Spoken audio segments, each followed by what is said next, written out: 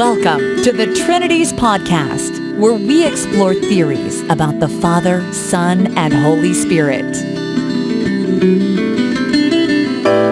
Do you love God enough to think about Him?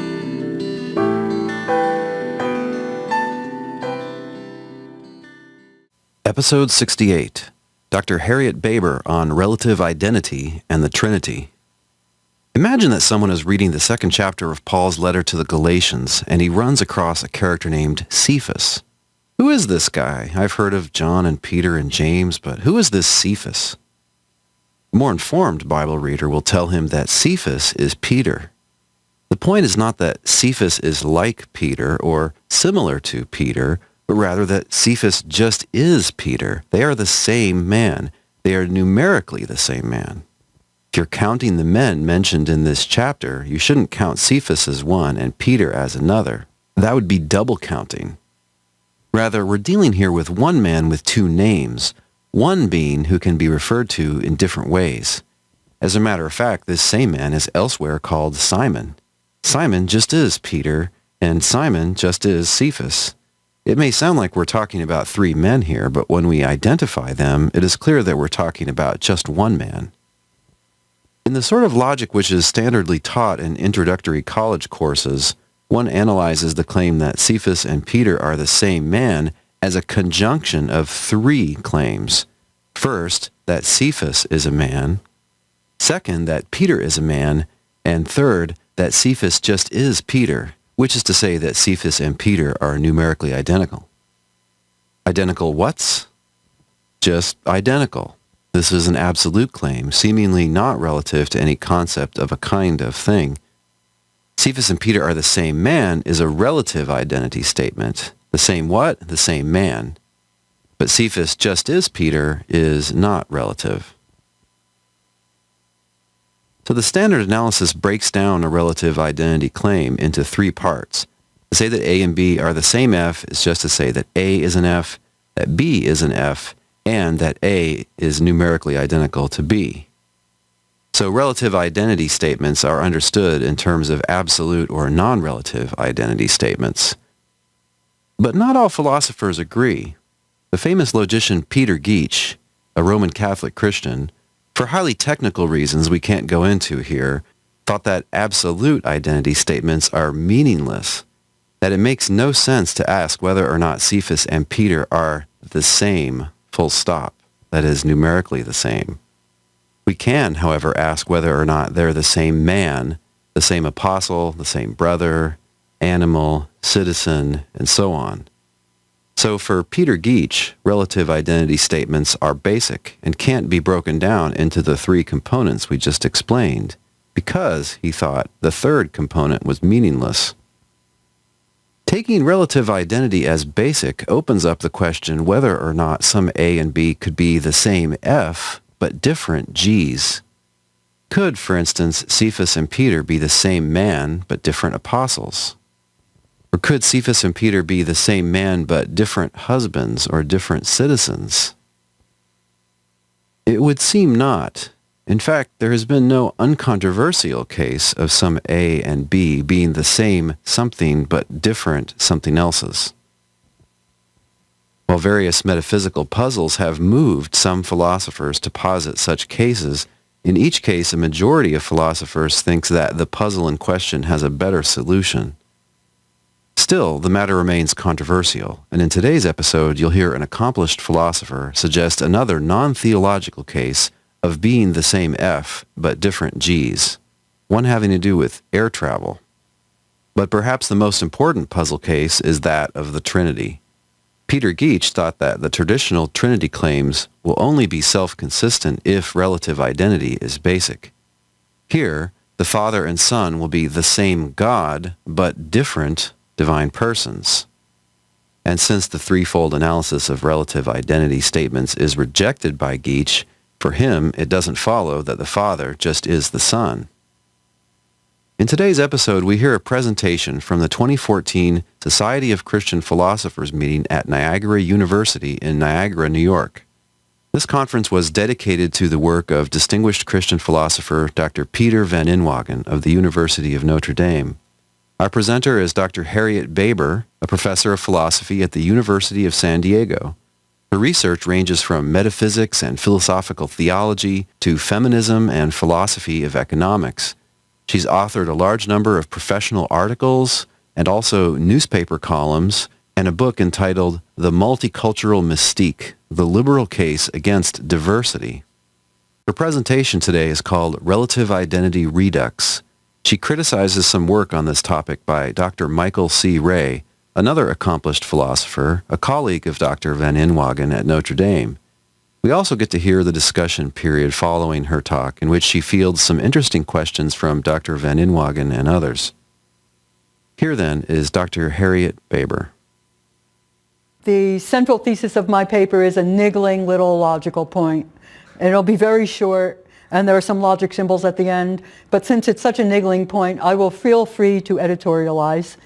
So this is the doctrine of the Trinity. And this is all that I care about because I'm interested in minimal Trinitarianism. I'm not a theologian, and I have never been blessed with revelations. So I really don't know what the Father said to the Holy Ghost in camera last Tuesday. And I don't know how to decide between social Trinitarianism and Latin Trinitarianism, or how to decide whether the persons in question are involved in perichoresis or circumcision or anything like that. I'm just interested in this stuff. Now, this is a classic view. This is minimal Trinitarianism, but even minimal Trinitarianism is in trouble because according to this view, the Father is God and the Son is God. Therefore, by transitivity of identity, the Father must be the Son, but according to theology, the Father is not the Son. So we have a problem if we want to be orthodox. You know, in my defense of minimal Trinitarianism, I think there are 2.5 ways to go. I thought of the halfway to go about 2 weeks ago, so I don't claim to have it spelled out, okay? One way, and this is the way I want to explore now, is to fault the relations between the Trinitarian persons to say that they are not, strictly speaking, identical, or that the relation in question is not strict classical identity. And that is the account that I want to explore today. The relation, I claim, is a relative identity relation, and that's one way of going. There is another way to go that I explored in a couple of papers that I did a few years back. Instead of faulting the relation between the individuals in question, we can fault the reference. We can say that the names, Father, Son, etc., are in some way ambiguous. And then we can systematically block any kind of talk that seems to violate transitivity of identity or other logical laws. The third way, or the halfway that I'm thinking of, that I'm just cogitating about, is Mariological. Namely, we could think of the Trinitarian persons as parts of the Trinity, but not parts in the sense that we would normally understand it in a strong Mariology, but the way we might understand it in a very weak Mariology that doesn't have the weak supplementation principle. So if we adopt this very, very weak Mariology, then we can still say that even though the persons are individually parts of God, there is nothing more to God than each one of the persons, right? There's no extra little stuff. So I'm toying with that idea. But let's backtrack and say what I'm interested in now is the first strategy, which is the relative identity strategy. Given the assumption that the relation between the persons is strict classical identity, obviously we have a problem because we want to say that the Father is not the Son, but transitivity of identity forces us to say the Father is the Son. So we've got a problem. If you are, however, a relative identity theorist, you may think that interpreting 1 as 3 and 2 as 4 will get you out of the problem. But will it? Well, it depends on how you interpret these relative identity statements. And I'll say that a relative identity statement is any statement of the form of 3 and 4 where we say X is the same F as Y, where F is a sortal. Now, on the standard interpretation of relative identity statements, this does not help. Because on the standard interpretation, on the analysis of relative identity statements that is orthodox, we say that we understand a relative identity statement saying X is the same F as Y as saying X is an F and Y is an F, and classical identity, X is identical to Y. Now, if that's the way we analyze it, moving from 1 and 2 to 3 and 4 is no help whatsoever, because we get the Father is a being and the Son is a being and the Father is identical to the Son for 3. And we get for 4. It's not the case that the Father is a person and the Son is a person and the Father is identical to the Son. And since the Father is a person and the Son is a person, the only way that we get the negation is, once again, okay, so we can't do this. If we want to adopt the relative identity analysis of these sentences and make it go and avoid the incoherence, we have to be relative identity theorists. Now, what exactly is a relative identity theorist? Well, it's somebody who accepts R. And the name of this thesis, R, comes, I think, from Wiggins way back. The original article on this was Peter Geach, Identity, 1967, which is a superb and deep article that I've just reread. That doesn't involve a lot of symbolism, but is very interesting. And all relative identity theorists accept R, namely, that it's possible for A and B to be the same F, but not the same G. Now, let's get specific about this. The relative identity theorist holds that this can be the case where F and G are substantival predicates designating kinds rather than adjectival ones. Because everybody, even the orthodox, I mean the logically orthodox, right, admit that there are some cases where you can say A is the same F as B but not the same G. I could say, for example, that my toothbrush is the same color as the Golden Gate Bridge but not the same shape. Well, it's okay with adjectives because identity isn't involved. So the relative identity theorist says, no, this goes also when the predicates in question are sortal predicates, when they designate objects, object words rather than adjectival words. Secondly, the relative identity theorist says that this holds where A is an F and B is an F and A is a G and B is a G, because otherwise we can come up with trivial cases that everybody accepts. Like Mark Twain is the same person as Samuel Clemens, but Mark Twain is not the same number as Samuel Clemens because he is not a number. So this thesis says even when we have substantival predicates, even where A is an F, B is an F, A is a G, B is a G, you can still get a case of R. Now, this is what all relative identity theorists hold. Some are more radical, and this is the case for Geach himself, who in addition to R affirms D. Namely, statements of the form X is identical to Y are incomplete and therefore ill-formed. A proper identity statement has the form X is the same F as Y. Now this is very radical. It says ain't no such thing as absolute identity. It's not constructed out of relative identity statements. It just isn't. Now, if you hold this kind of view, you've got deep logical, problems. You've got to do something about the semantics, because as far as I know, and I'm no logician, just teach baby logic, the semantics involve set theory, and set theory seems to assume classical identity. You've got these items that are members of the set, and counting them just is. So if you hold this view, you've got some splaining to do.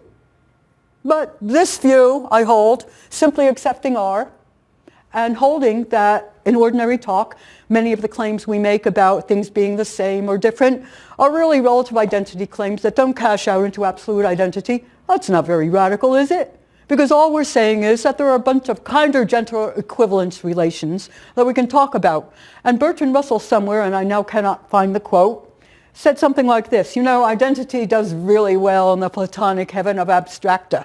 But when you use identity talk to describe the material world, in particular spatio-temporal objects, you get into trouble. So it seems to me to be a reasonable proposal that even if there is such a thing as identity, which does well in the Platonic heaven, and I'm not even sure that it does that well in the Platonic heaven, but let's leave that aside. When it comes to ordinary talk about persons, both human and divine, maybe what we need is some kinder, gentler equivalence relation. Now, what I'm going to talk about in particular, and here's where I stop editorializing and tell you what I'm actually going to do, is a tiny little mistake, a tiny little logical glitch in Michael Ray's response to Peter's version of relative identity Trinitarianism. Now, what Ray says is, look, why don't we try some version of relative identity? But which version? Well, he's agnostic about whether we're going to go with just R or whether we're going to go with a more radical Geachian view. And by the way, if you want a less radical version of relative identity, I think the best thing on it is an old book by Nicholas Griffin called Relative Identity, which sets up a version of the theory which allows for absolute identity as being constructed out of relative identity relations. So I'll call the more radical view the Geachian view, and I'll call the less radical view the Griffin view. And what Ray says is, look, he's got to go with one of those views or another, or else the theory is incomplete. So which is it? If he goes with Geach's view, the view that there really is no such thing as absolute identity, then he's committed to an unacceptable anti-realism. Really? Why shouldn't we be? I mean, what exactly is it to be an anti-realist? There are all kinds of anti-realists, and admittedly, some anti-realists, on some account, there's no room for God. So for example, if you're a solipsist, if you think that only you exist, then there's no room for God. But I really wonder if the kind of anti-realism to which Geach's view commits us is theologically unacceptable. After all, historically, we know that Geach was a Catholic, although a Roman Catholic, and a very smart guy. So you might have thought he might have noticed this. And I can get back a little bit to Geach's view if anybody is interested in it, but let's leave that aside. So that's the first horn of the dilemma that Ray proposes. If you're committed to the radical view, you're stuck with anti-realism. On the other hand, he says, and this is the horn of the dilemma that I'm going to deal with, if you hold that there is absolute identity, if you reject D, then you don't fix the Trinity doctrine. You're stuck with the incoherence. And this is a claim that I want to challenge. I'm going to grasp the second horn of the dilemma, and I'm going to show that on this non-radical view, you can make the Trinity doctrine coherent. Or you can reveal that it's coherent, because of course it's coherent. I believe it. And I don't believe anything incoherent. Okay? So, here is Ray's argument. Look at this. We've decided that instead of 1 and 2, we're going to go with 3 and 4. Well, it follows from 4, since the Father is not the same person as the Son, by anyone's account, the Father is not identical to the Son. That violates indiscernibility of identicals. So 5 definitely follows from 4, if we admit that there's such a thing as absolute identity. Now, if you're Geach, if you hold that view, then forget about 5, because you might as well be saying blum. It makes no sense. But if you hold that there is such a thing, you're stuck with 5. Now, Ray says, okay, it follows, therefore, from 5 that the Father is not the same being as the Son. How did that happen? How does that follow? I don't see anything here, unless we accept absolute identity. I don't see anything going on here. But the reason that Ray gives for the inference to 6 is a little principle that he comes up with called P. And I'm quoting him verbatim. This is really in the text. He says, okay, for all x and all y, if x is distinct absolutely from y, if it's not the case that x is identical to y, then it's not the case that x is the same being as y. Okay, now, where does this come from?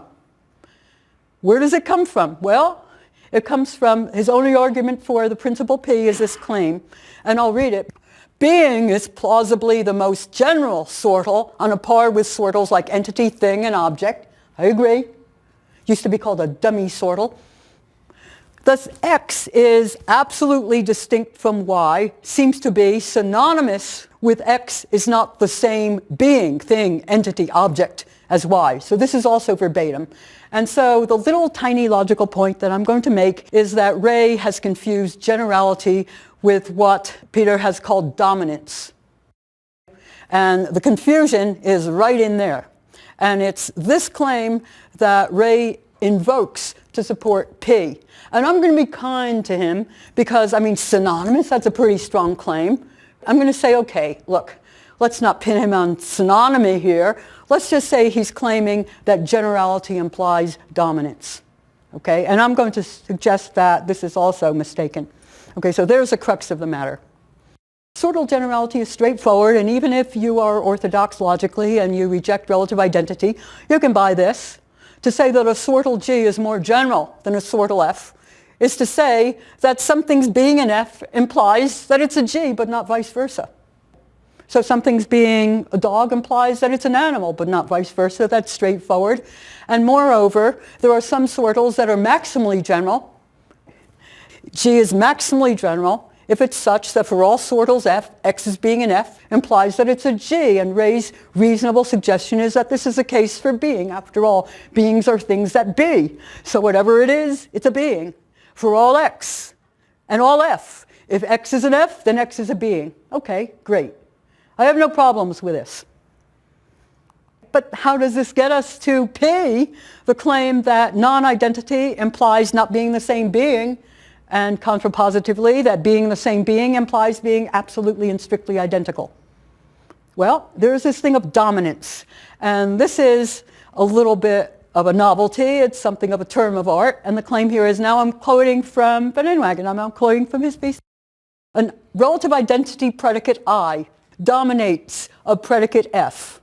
And F may be of any polyadicy and be either ordinary or RI, and it's the latter kind that we're most interested in here. If all sentences of the form A bears the I relation to B imply A is an F, whatever, has, the idea is the predicates go through.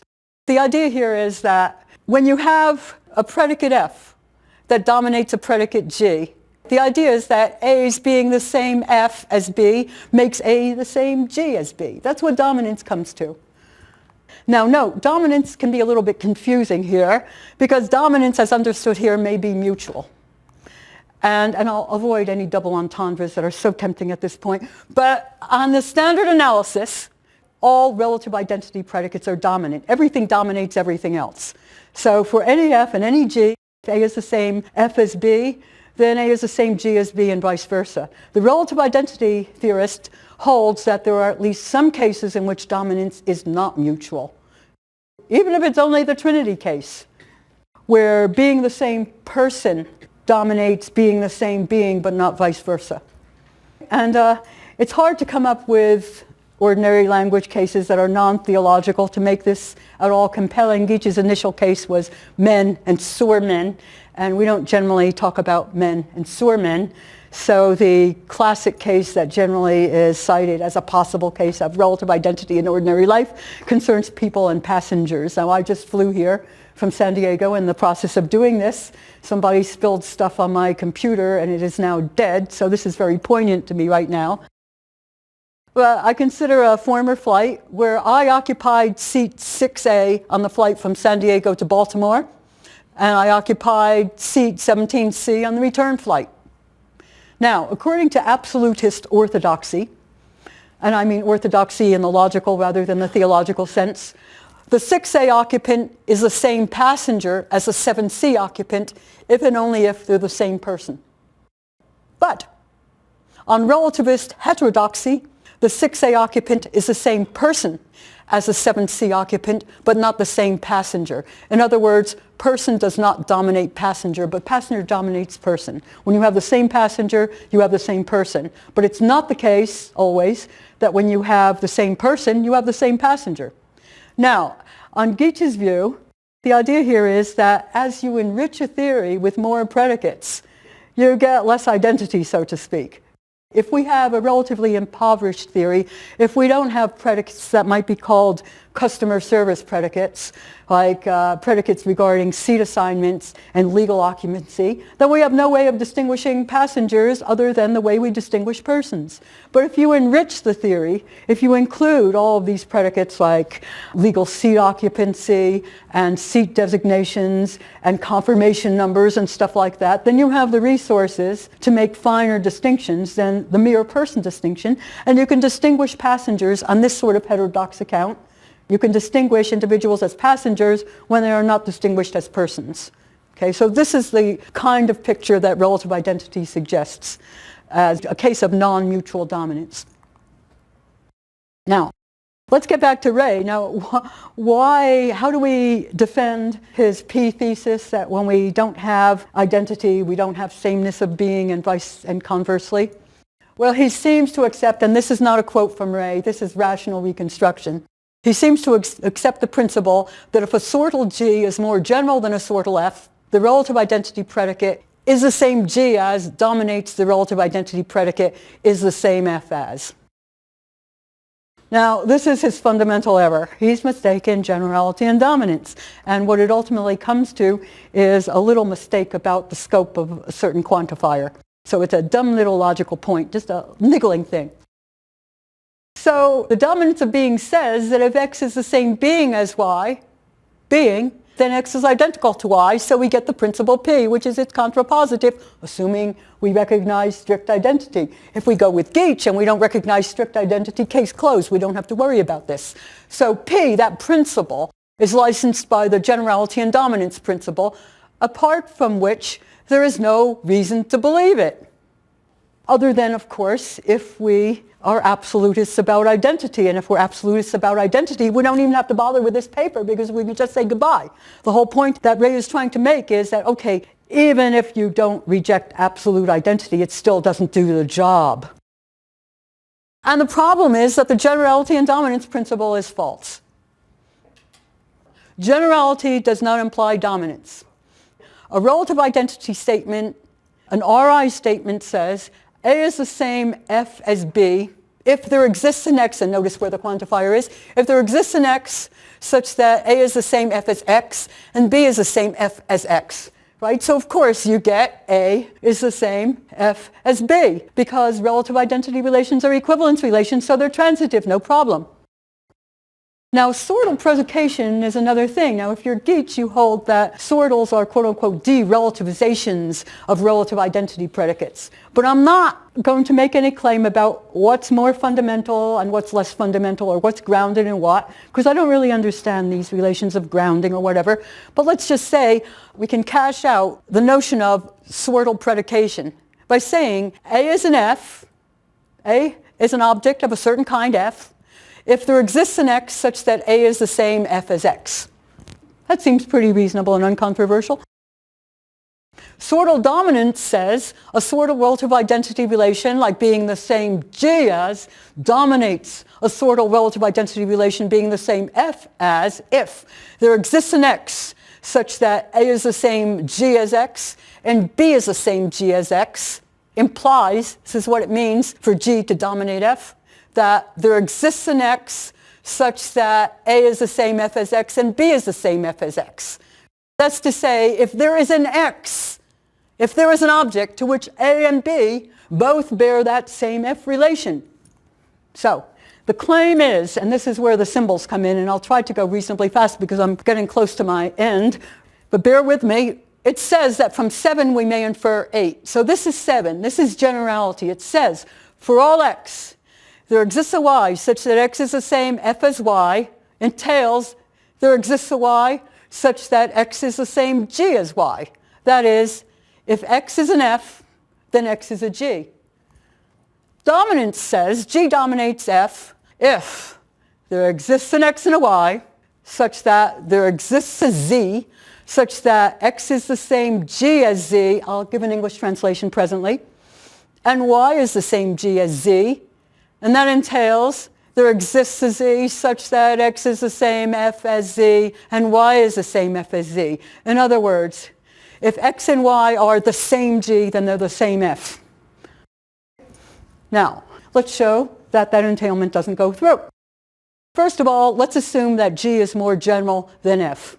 If any object X bears the same F relation to Y or to some Y or other, it bears the same G relation to some Y or other, not necessarily the same Y.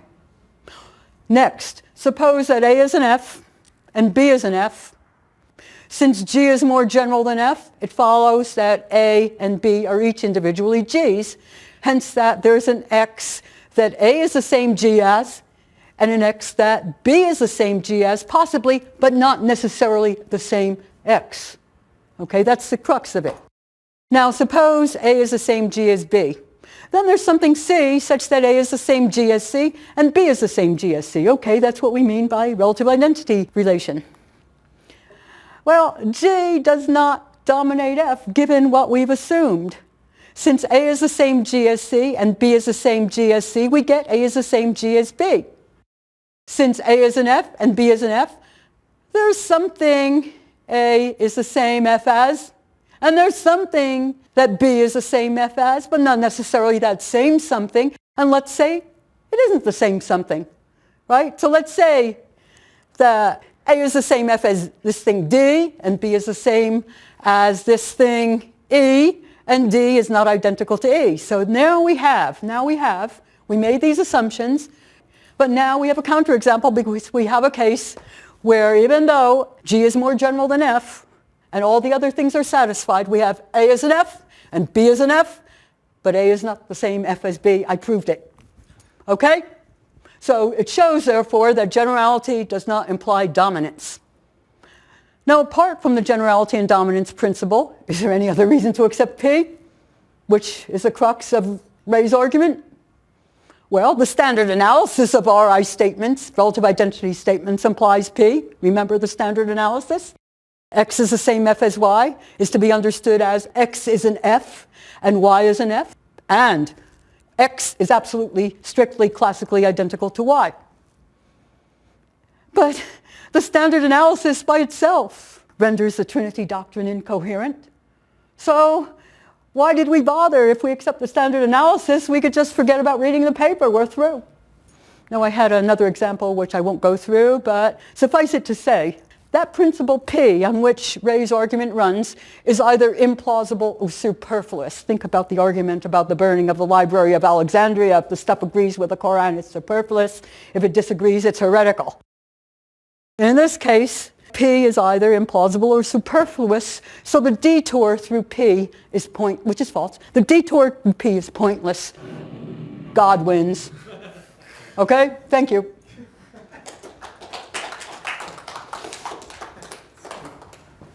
Yeah. Yeah, well, of course, I agree with everything you say, except maybe some of the extra theological examples of relative identity, but about everything you say about Ray. Anyway, let me try to underscore some of these things from a slightly different angle. So the article that Ray is criticizing contains a consistency proof.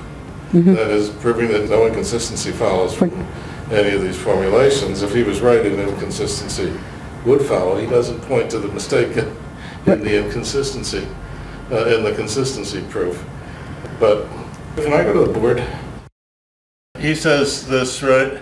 If X is not identical with Y, then it's not the case that it's the same being. X and Y are the same being. So, of course, if X and Y are the same being, then X is identical with Y.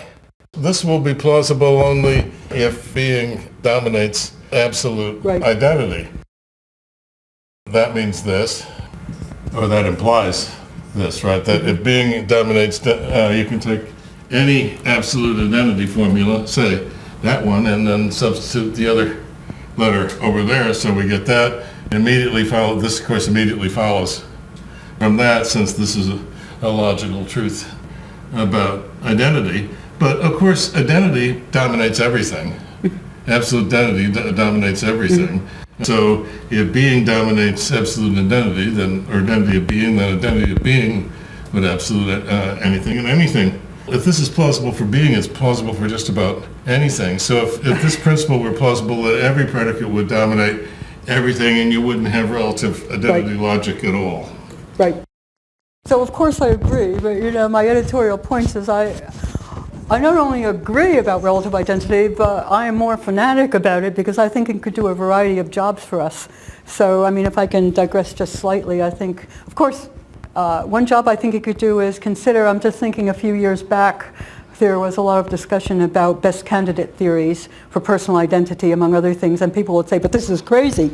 You mean I don't survive if I have a competitor, something completely extrinsic to me? So there was a lot of kerfuffle. Should we accept extrinsic grounding for identity or not? Well, if you're a relative identity theorist, you can just say, well, some relative identity relations admit extrinsic grounding, like the identity of ships, ship of Theseus case, but other relative identity statements do not admit extrinsic grounding. So once we dispense with absolute identity when it comes to, not when it comes to abstracta perhaps, maybe, but when it comes to personal identity discussions or other discussions of identity puzzles regarding middle-sized spatio-temporal objects, we can get ourselves out of a lot of difficulties by accepting this modest thesis.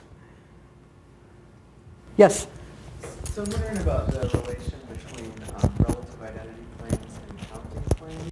With orthodox absolute identity, there's a pretty standard intertranslatability between claims like there's at least 3 F's and claims about identity and quantification. So is that just going to translate in the expected way into the framework for relative identity? So in order to say there are at least 2 F's, I say exist X, exists Y, X is not the same F as Y, and X and Y are both F's. Is that This gets us, okay, so the idea here is that there isn't one counting relation. There are any counting relations that your theory admits.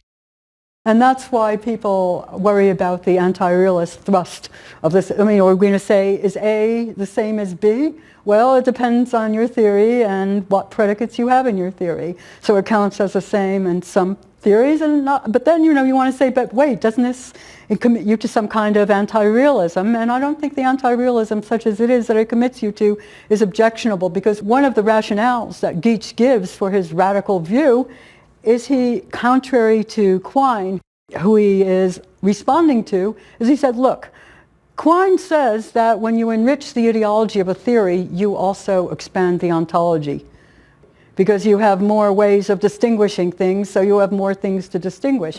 Geach says my view is modest, because I can monkey with the ideology all I want, and the ontology isn't touched. Of course, that makes you wonder what the ontology was in the first place.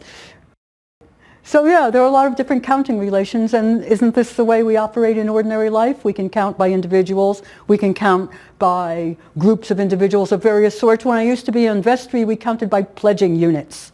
Okay, and all these ways of counting for different purposes are perfectly reasonable. Yeah, so I wasn't meaning this to be an objection. No. So sometimes, if I ask how many, often the right response is, well... How many whats? How many whats? So, but my worry here is, I could be mistaken, but I'm worried that this might have the result that there are going to be 4 divine persons.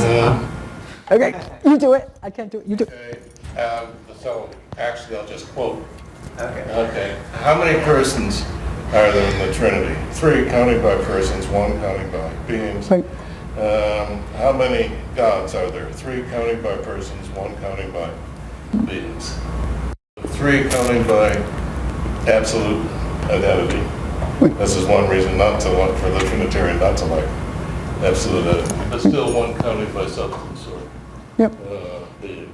So this is explicitly affirmed as part of the theory. Yeah, if the fathers had had relative identity, if they had had the privilege of reading Geach's stuff, which they didn't, they would have gone for this view. The Athanasian Creed, it looks an awful lot like statements of relative identity.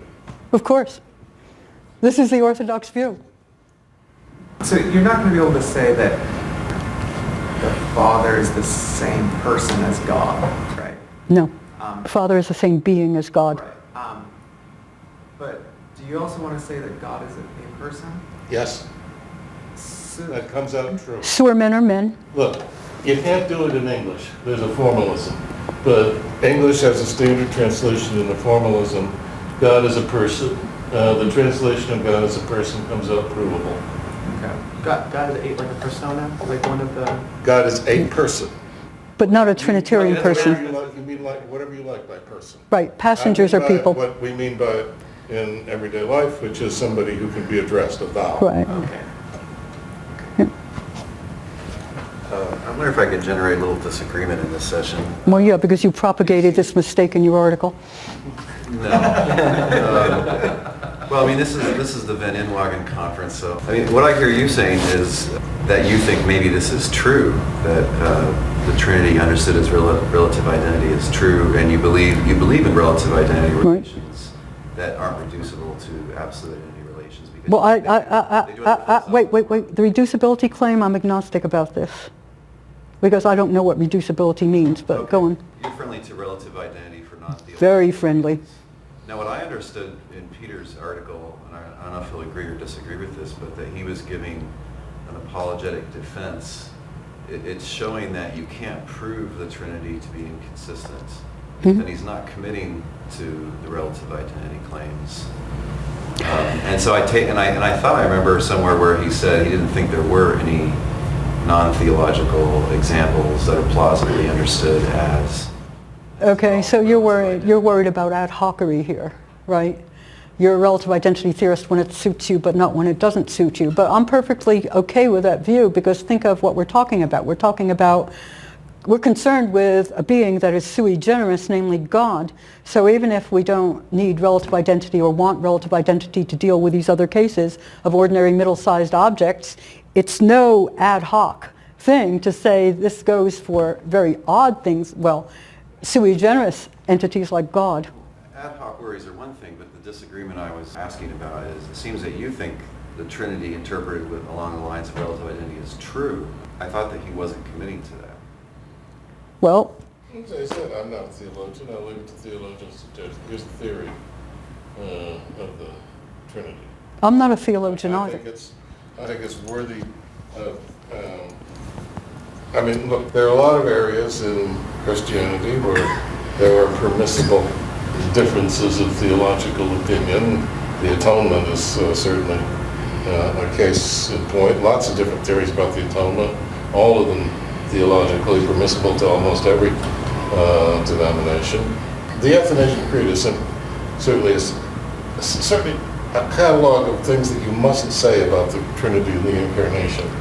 I think, everything I say in this presentation of a theory about the logic of the Trinity. It's not a theory about the metaphysics of the Trinity. So it doesn't. Aquinas, Augustine, and various other people talk about the metaphysics of the Trinity.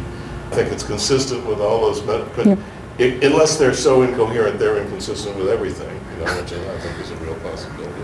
But I just want to say, if you understand all the statements this way, you won't be able to deduce a contradiction from them, as in the diagram at the beginning that Harriet started with. Well, the diagram displays a contradiction. There's no such contradiction, but that's all I claimed. This is what I started with when I said that I don't know anything about how the circumcision works, or whether a social Trinitarian interpretation or a Latin Trinitarian interpretation. So you can't see relative identity Trinitarianism as being on all fours with these other accounts, because it doesn't purport to be a metaphysical account. It's metaphysically innocent, or as innocent as one can make it. It's logic, not metaphysics. So, I doubt that, you said it was rational reconstruction, but I doubt Mike Ray had anything in mind of the long account of... But I quoted him. I know. No, that little quote, as you said, there was no argument there. It was just, these look like they're synonymous. What struck me was perhaps that maybe Mike just thought this was really quite obvious. And maybe he wouldn't have been worried if it ended up generalizing this result that once you thought about this long enough, relative identity stuff is hogwash. So that might be that he would welcome the fact that it turns out that it's not just this little point that's isolated, but rather quite general. And this is actually more a request for education on my part. So one of the things that you noted in describing helpfully for us what's involved with relative identity statements and their understanding is that not all Fs will do. They've got to be a very specific kind of substantive, predicate. And maybe the idea. I said, again, I'm not trying to read Mike's mind here, but maybe the idea is just, look, being's not the right kind of thing to put in relative identity statements. It's so contentless compared to stuff like person or horse or passenger or whatever, that when you put it in there and look at it, you can see this just is the same claim as, say X is the same being as Y. That just is the same claim as X equals Y. So what you have to say is just that if you're going to do relative identity stuff, don't try to make being one of your sortals. And if you can't make being one of your sortals, you can't put it to work in giving an account. Can you make God one of your sortals? I'm asking Harriet right now, Peter, not you. Okay. I want the education first, and then we...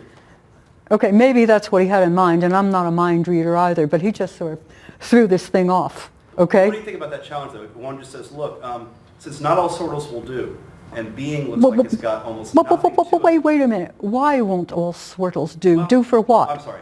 Not all F's and G's will do, right? Maybe I think that there's no content to being other than something than identity, that honors the constraints of classical identity. Yeah. You right? really are arguing about a non-existent issue here. Am I really? Yes, because being was not a contentless thing. It meant substance in the metaphysical sense.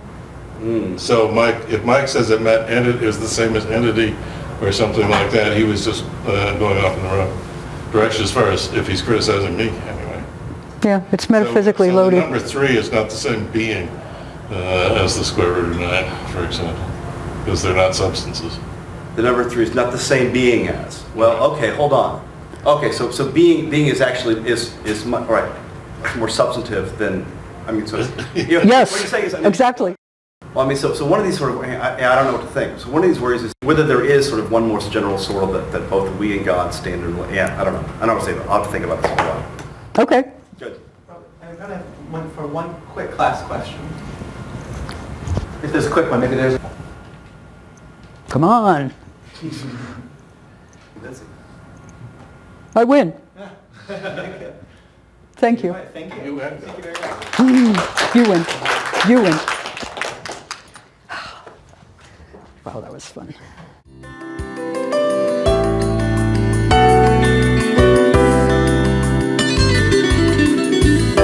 Thanks for listening. We'll see you online at trinities.org. Till next time, don't forget to love God with all your mind.